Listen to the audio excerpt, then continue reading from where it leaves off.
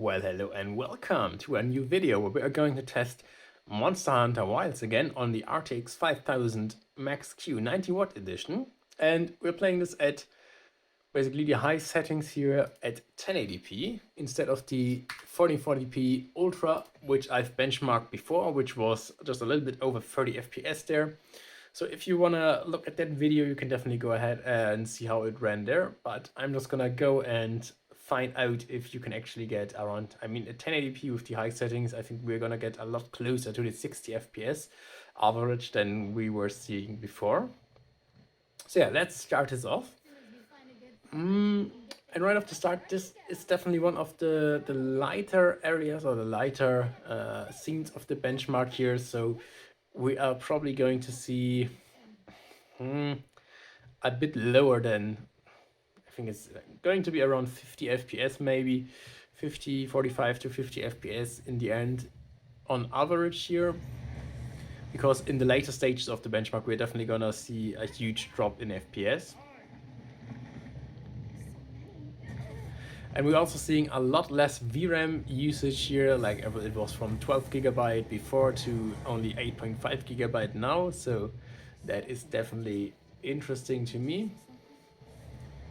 But that also means that obviously even now I can understand why the 6 GB of VRAM on my RTX 4050 has not been enough to run this game at the high settings 1080p without running out of VRAM.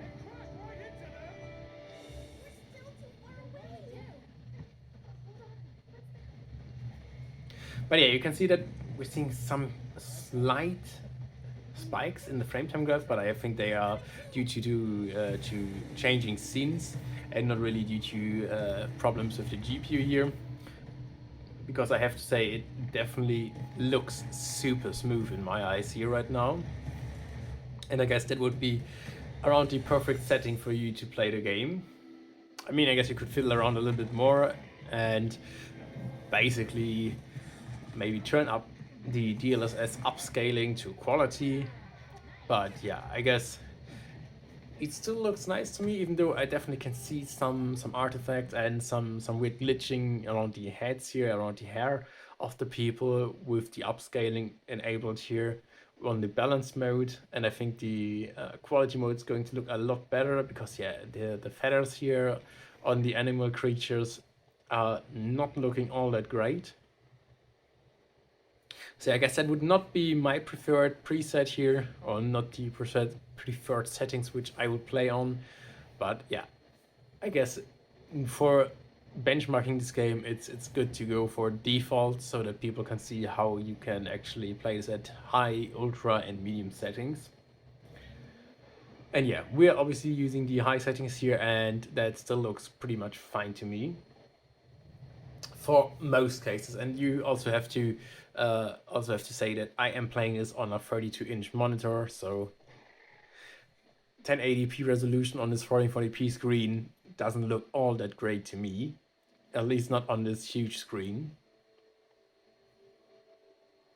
And yeah, this is basically the most intense area that I found in this game, and seeing 30 FPS here is definitely good enough for a fluent gameplay experience.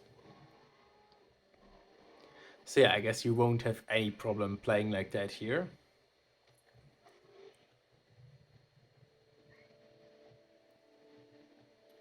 Even though I would have hoped for a bit more FPS due to the fact that I think we weren't far off, if anything, from the 30 FPS here with the 1440p Ultra preset. So it's really curious to me that we don't really see the performance gains which I would have expected here in these parts of the map, even though I think we're actually around the 28, 29 FPS only here, so we obviously do see a substantial uplift in performance as well.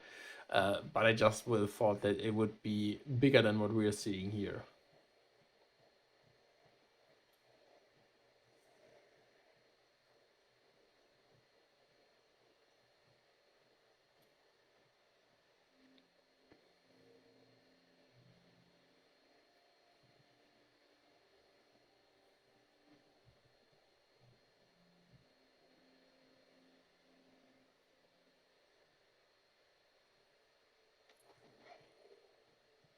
But yeah, you definitely do want, I guess, at least 12 gigabytes of VRAM in this game to really run it nicely on most cards, because 6 and 4 gigabytes are really basically useless in this game, and 8 gigabytes are going to be very tough and very rough as well.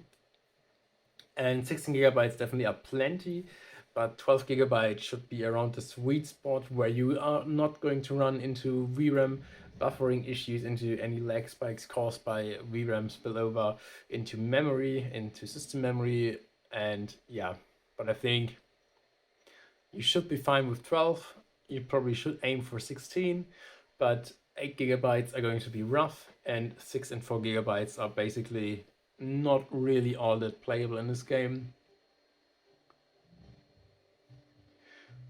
So yeah, if you do have something like the RTX 4050, even GTX 980, something like that, or GTX 1650, you're definitely gonna have to use very, very low settings here and will not be able to really enjoy the game.